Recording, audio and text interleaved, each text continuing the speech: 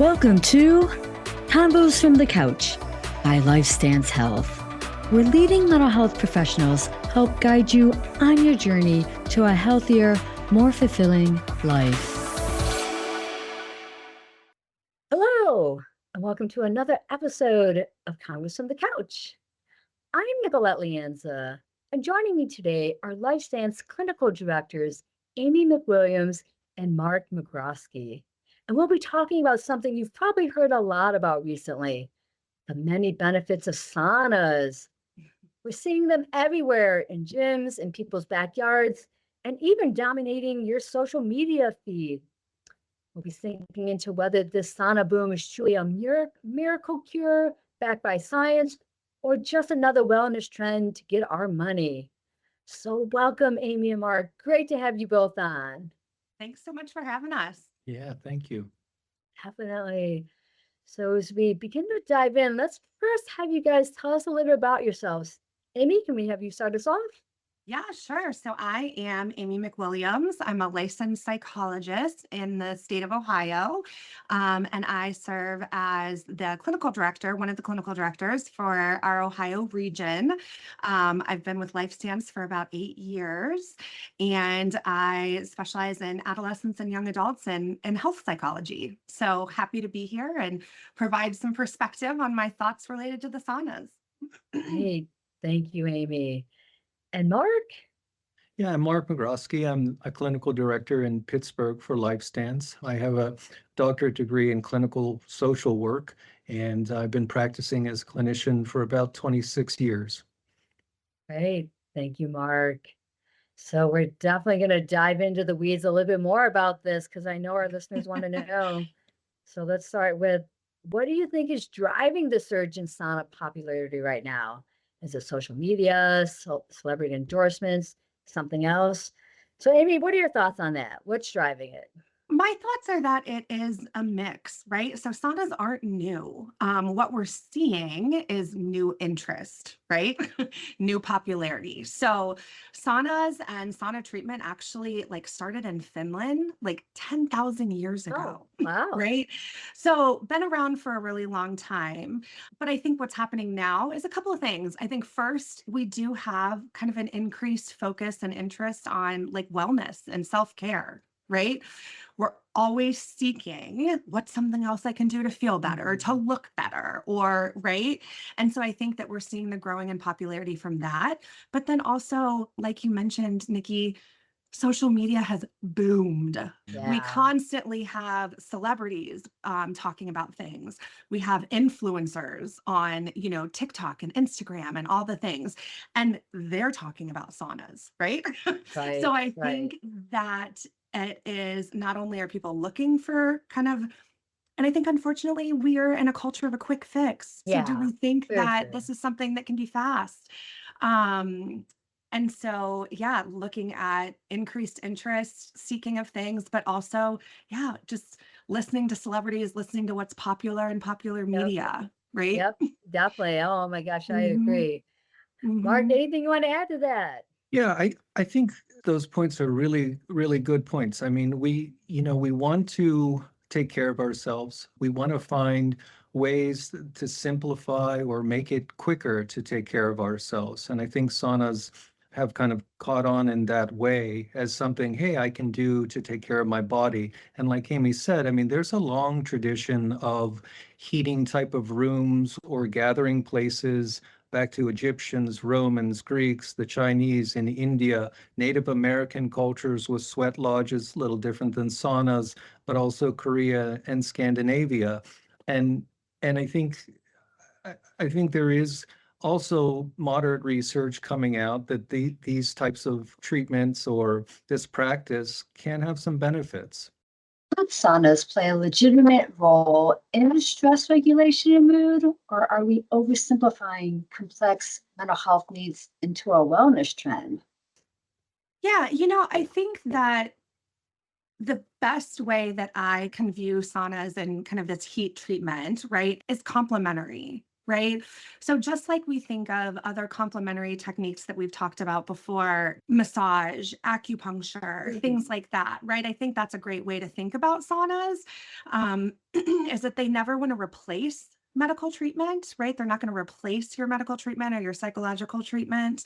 Like you mentioned, and like Mark mentioned, right? There have been some benefits potentially, right? Such things as like stress reduction, sleep quality, mood support. I mean, we're getting more and more research that shows, especially, and I know we can talk about this a little later in the podcast, but talking about kind of nervous system regulation, right? So again, do I think it's helpful? Absolutely. Do I think it's grown in popularity very quickly because of influence and publicity? Probably.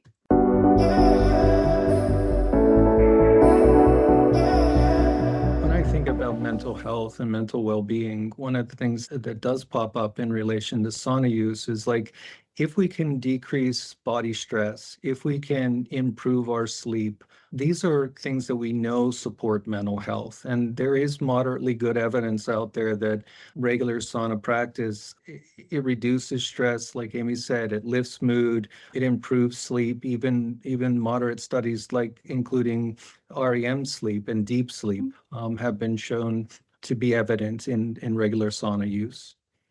Yeah, no, great point, Mark. Because again, I mean, in mental health, right? It's so important to look at the whole body, right? And so we're integrating how does our physical health and our mental health, how does that interact, right?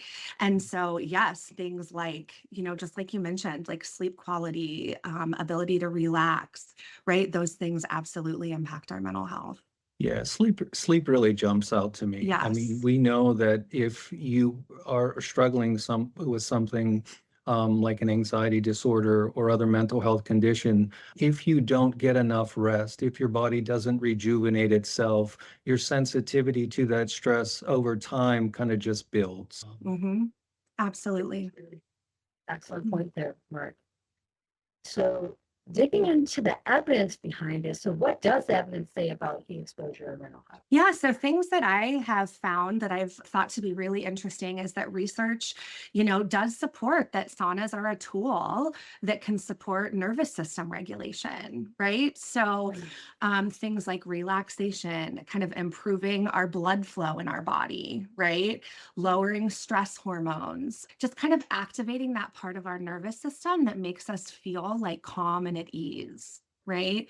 And then parasympathetic activation. So, like slowing down our heart rate, lowering our blood pressure, just promoting a sense of calm, right? Which, like Mark mentioned, really supports emotional health, right? And helps us feel more at ease.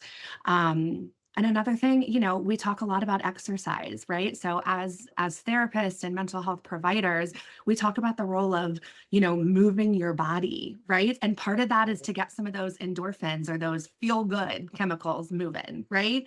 And one of the things that research is suggesting is that saunas can help with releasing some of those endorphins, right? So another kind of complementary way to support whole body well-being. That's a good one there, right? Whole body. Mark. Yeah, so one of the things that I've looked at or did some research into was like this part of the science. And what's actually happening is we know that heat stress, like heat stress is what goes on when you get into a sauna. So when heat stress occurs, the body does start to cool itself. You get blood circulation flow going, your heart rate, goes faster. And like Amy said, your sympathetic nervous system kicks off. This is the fight and flight response system. And what interests me about it is that you're in a warm environment. You may also be in a comfortable social environment while you're doing this. And that fight or flight response is kicking off while you're feeling comfortable. I think there's something maybe to be gained there in the sense of like how people can then understand that feeling with anxiety disorders, especially. We often talk about like, how do we just have a feeling and be with a feeling? So it was interesting to me when I looked at some of that science of that sympathetic nervous system kicking off with that heat response. It's more like, okay, I'm I'm having that feeling, but I'm also calm. And maybe I'm also able to, for some people, learn just how to be present with that kind of intense, like fight or flight feeling while I'm relaxing or socializing with other people Mhm. in such an environment. Yeah. Mhm. No, Mark, I think thank you so much for bringing that up because I agree. One of the things that I found really interesting from a mental health perspective is thinking about kind of trauma informed or somatic approaches to mental health, right? And thinking about like when you're in this heat environment, right? It can support that embodiment and then that kind of reconnection with physical sensation, right? So that's one of the things that we see with trauma, right, is kind of that disconnection, or that disassociation. And so one of the potential benefits, I think, looking through that lens could be kind of that reconnection to the physical sensation. um the responsible therapist in me feels that there's a caveat in that, and that's also the role of psychological therapy in Yeah. conjunction, is to really kind of process and understand that in a safe way. Yeah. And Um, there's also been a Japanese study that measured or looked at specific sauna cycles mhm. that they say that alpha and theta waves are being released to a degree higher, kind of like what you would see if you were studying them with meditation.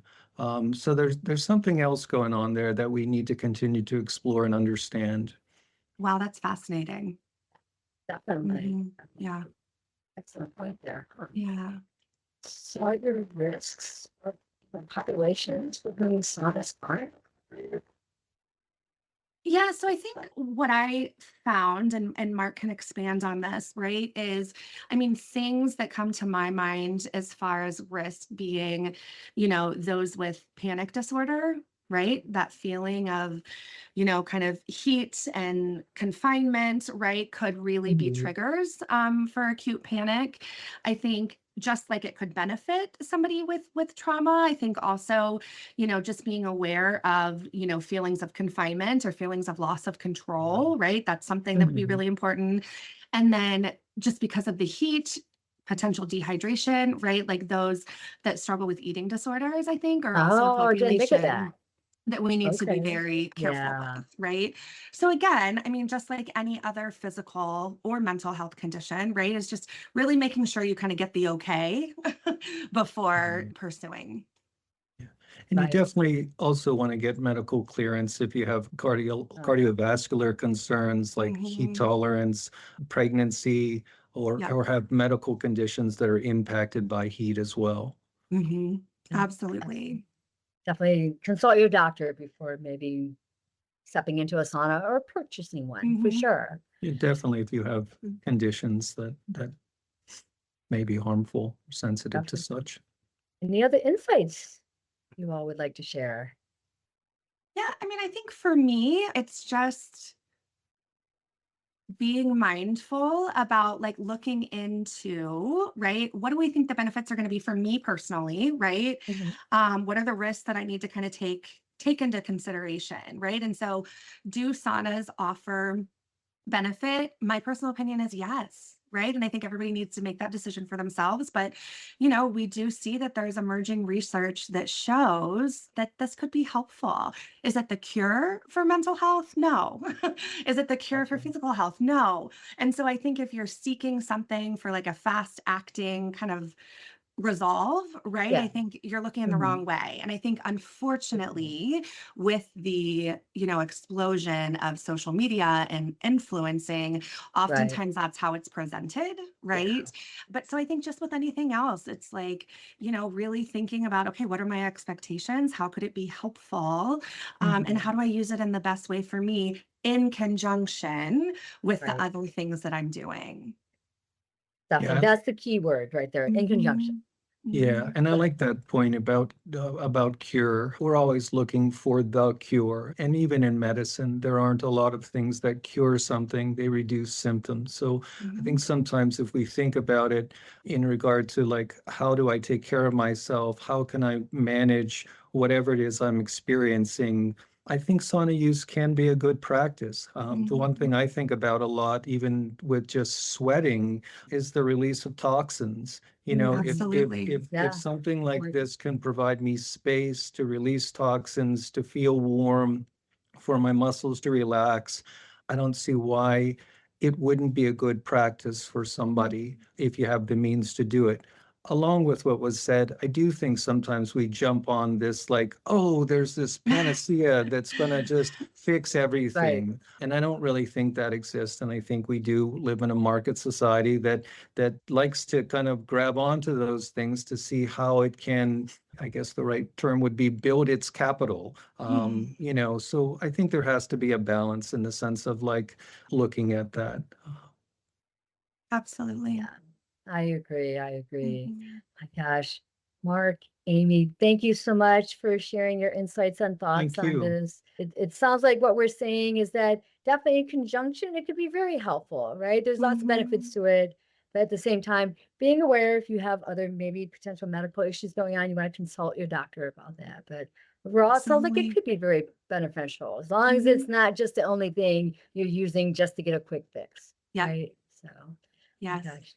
Thank you again. Thanks Appreciate you so much both. for Thank having you. us. Yeah, pleasure. Definitely. I'd also like to thank the team behind the podcast, Jason Clayton and Julie Ottomlin. Thank you for listening to Congress from the Couch. Take care, everyone.